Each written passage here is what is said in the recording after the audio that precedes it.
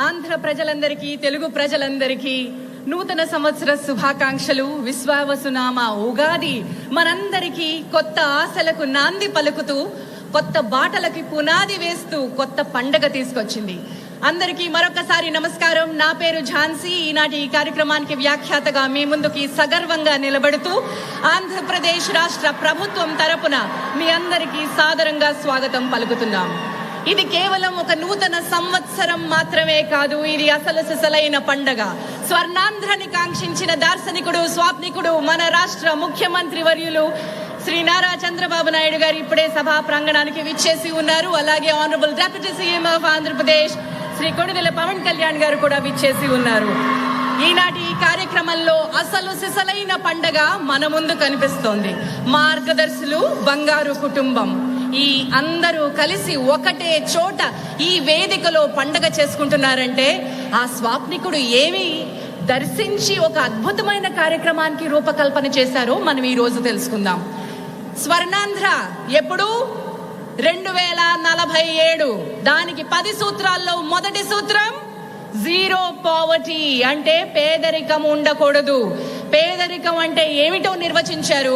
ఆ పేదరిక నిర్మూలనకి ప్రభుత్వ పథకాలతో పాటు PPPతో పాటు 4వ Pని మన ముందుకి సుసాధ్యం చేసేందుకే తీసుకొచ్చిన P4 పండుగ ఇది. P4 అంటే పబ్లిక్ ప్రైవేట్ పీపుల్ పార్ట్నర్షిప్.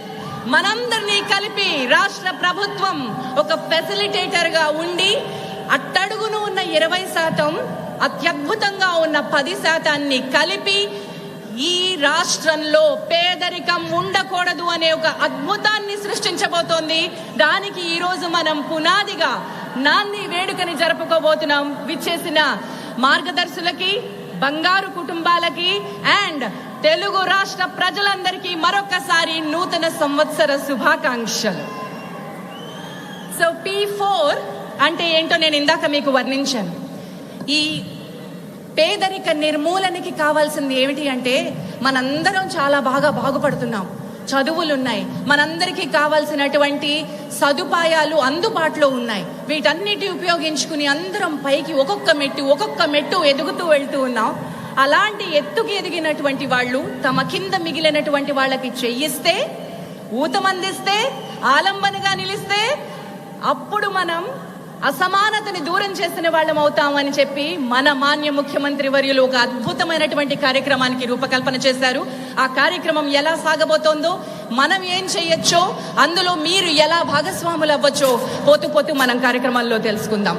మరి కార్యక్రమానికి విచ్చేసిన అందరికీ మరొకసారి స్వాగతం పలుకుతూ ఈ రోజు విచ్చేసినటువంటి మార్గదర్శులకి ప్రత్యేకంగా ధన్యవాదాలు తెలియజేసుకుంటున్నాం. ఎందుకంటే ఒకరు కాదు, ఇద్దరు కాదు,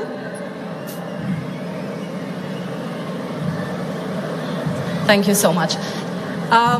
ఒకరు కాదు, ఇద్దరు కాదు, ఆ 10%లో ఉన్న అత్యద్భుతమైనటువంటి మార్గదర్శుల్ని ఎంపిక చేసి మన ముందుకు తీసుకొచ్చారు. కాబట్టి వారందరికీ కూడా మరొకసారి స్వాగతం పలుకుతూ, బంగారు కుటుంబంలో మీరు కూడా చేరాలి అనుకుంటే, అంటే ప్రభుత్వం అందించినటువంటి ఈ ఒక ఫెసిలిటేటర్ రోల్లో ప్రభుత్వం ఉంటుంది, మార్గదర్శికి బంగారు కుటుంబానికి మధ్యలో ప్రభుత్వం ఉంటుంది.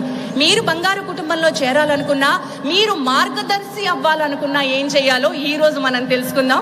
ఆ పోర్టల్ని లాంచ్ చేసిన తర్వాత స్వయంగా మన మాన్య ముఖ్యమంత్రి వర్యులు దాని గురించి మన కోసం ఎక్స్ప్లెయిన్ చేసి వివరంగా విపులంగా వివరించి చెప్తారు. ఆ ఘట్టం కోసం నేను కూడా ఎదురు చూస్తూ ఉన్నాను.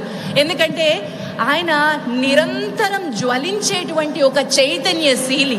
ఆయన నిద్రపోనివ్వరు అంటారు, కాదు, ఆయన పరుగులు పెడతారు, మనందరినీ ఆయన్ని అందుకోమంటూ పిలుస్తారు. అటువంటి ఒక నిత్య చైతన్యశీలి ఆలోచన ఏ రకంగా మనందరి జీవితాల్ని మార్చబోతోందో, తాకబోతోందో మనం కాసేపట్లో తెలుసుకుందాం. మరి ఇప్పుడు మీ అందరి కోసం ఇందాకటి నుంచి మా రమేష్ గారు ఈ బృందం రంగం ప్రజా సాంస్కృతిక వేదిక అనేటువంటి ఈ బృందం తరపున వారు ఇప్పటి వరకు అద్భుతమైనటువంటి కళారూపాలని ప్రదర్శించారు, చైతన్యాన్ని నింపే పాటలు పాడారు, అద్భుతమైనటువంటి నాటకాలని కూడా రెండింటిని అందించారు. మరి ఇప్పుడు వేదిక మీద మన అతిథులు ఇచ్చేసిన తర్వాత పేదోడి గూటిలో ఉగాది అనేటువంటి ఒక అద్భుతమైన నాటికని కూడా చూడబోతున్నాం. మరి ఆ నాటకానికి సిద్ధంగా ఉంటే కనుక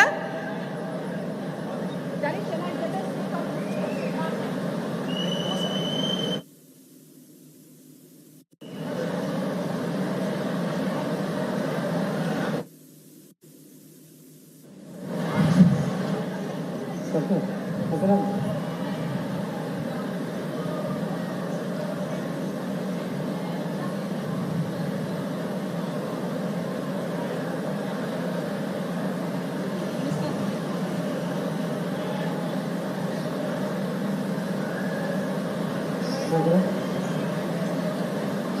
స్పీకర్ దగ్గర స్పీకర్ దగ్గర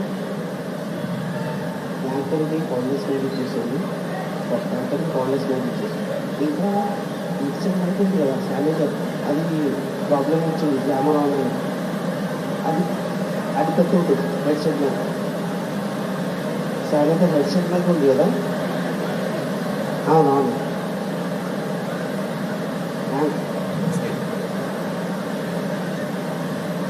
యాంకర్ని కాంగ్రెస్ మీద ఇచ్చేసింది ఇంకా అది శానిటర్ హెడ్సెట్ మీద ఉంది కదా అది ఇవ్వద్దు ఆ దాంట్లో ఇది వచ్చింది